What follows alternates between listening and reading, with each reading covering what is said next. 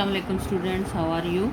So today we will read our chapter number next, यानी chapter हम लोग पढ़ेंगे इम्तिहान।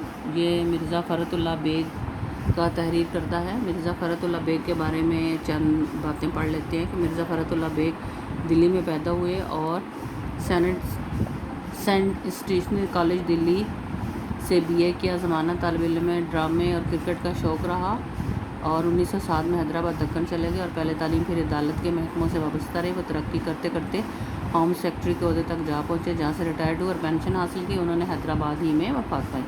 और मिर्ज़ा फ़रतुल्लाह बेग जो हैं, उनका तर्ज़ तहरीर बहुत सादा और पुरतकल्लुफ़ है। बड़े शगुफ्ता अंदाज में दिल्ली की ख़ास ज़बान लिखते हैं। उनके स्लोब में तसन्नु और बनावट नाम को नहीं, मिज़ाह की चाशनी उनकी तहरीरें में ख़ास लुत्फ़ देती हैं। और बकौल रशीद अहमद सिद्दीकी, फ़रद के स्लूब की नुमायाँ खूबी फ़िक्रों का इख्तिसार है। इख्तिसार मीन यानी मुख्तसर फ़िक्रों में लिखते हैं। वह छोटी छोटी फ़िक्रों से रवां दवां इबारत का जादू जगाते हैं। फ़रद की तहरीरों में स्लूब की यकसानियत मोज़े की हद तक कायम रहती है और वह एक मज़मून को जिस रंग में शुरू करते हैं उसी रंग में अंजाम तक पहुँचाते हैं। और उनकी मज़ामीन फ़रद के नाम से शाया हो चुके हैं। वो क़ादिरुल कलाम शायर भी थे और मेरी शायरी उनके कलाम का इंतखाब है।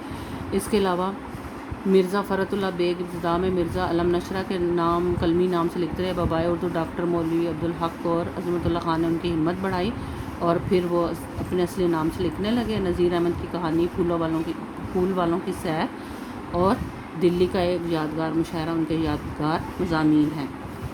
इसी तरह हमारा आज का जो चैप्टर है इम्तिहान, ये जो चैप्टर है इसमें यानी इसका जो मरकज़ी ख़्याल है, यानी इसको लिखने, इसमें क्या बताया गया है कि किसी भी इम्तिहान में कामयाबी हासिल करने के लिए ज़ाती मेहनत ही काम आती है। अगर मेहनत और दिलजमई से इम्तिहान की तैयारी ना की जाए तो तालिब इल्म कामयाबी के लिए नाजायज़ ज़राए हासिल करता है, जिससे सिवाय शर्मिंदगी के कुछ भी हासिल नहीं होता। और अपनी दानिश में वो दूसरों को धोखा देता है, लेकिन दर हकीकत वो ख़ुद फरेबी का शिकार होता है और अपने सिवा किसी को धोखा नहीं देता। तो इस पूरे चैप्टर की आपने रीडिंग करनी है और उसके बाद मैं आपको अभी इस सबक इम्तिहान का ख़ुलासा अपने अल्फाज में तहरीर करें। मैं आपको इसका ख़ुलासा लिखवाऊंगी ताकि आपको इस चैप्टर की अच्छी तरह से समझ आ जाए। तो आप लोगों ने इसका ख़ुलासा कुछ इस तरह से शुरू करना है कि लोग इम्तिहान से घबराते हैं, लेकिन मेरे नज़दीक इम्तिहान की दो ही सूरतें हैं, फ़ेल या पास।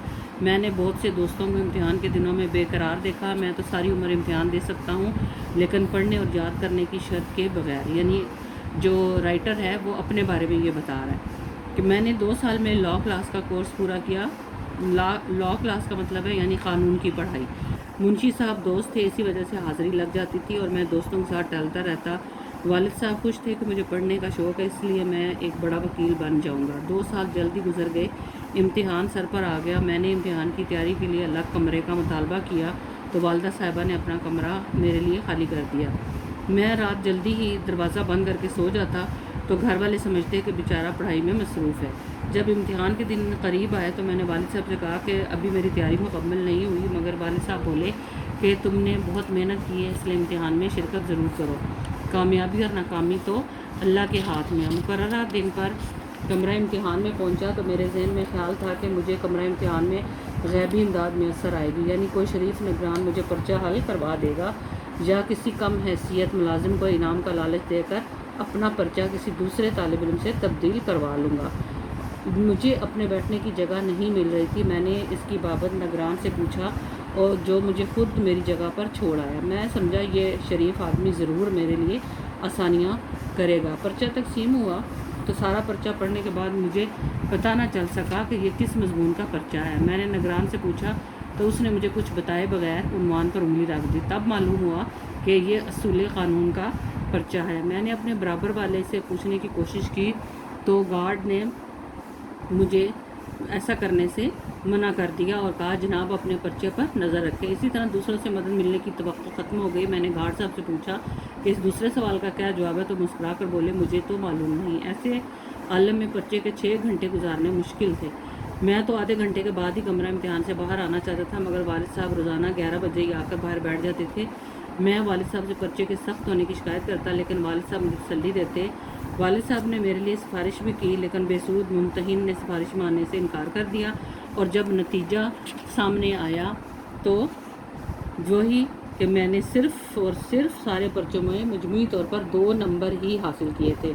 والد صاحب نے ممتحنوں کو برا بھلا کار مجھے آئندہ سال دوبارہ امتحان دینے کے لیے کہا، اور اس طرح مجھے 1 سال فرصت سے گزارنے کا موقع مل گیا۔ تو اسٹوڈنٹس کائنڈلی رائٹ، یہ جو خلاصہ ہے یہ آپ نے خوش خط لکھنا ہے اور اس کے بعد اسکول نمبر پر بھیج دینا ہے۔ Thank you.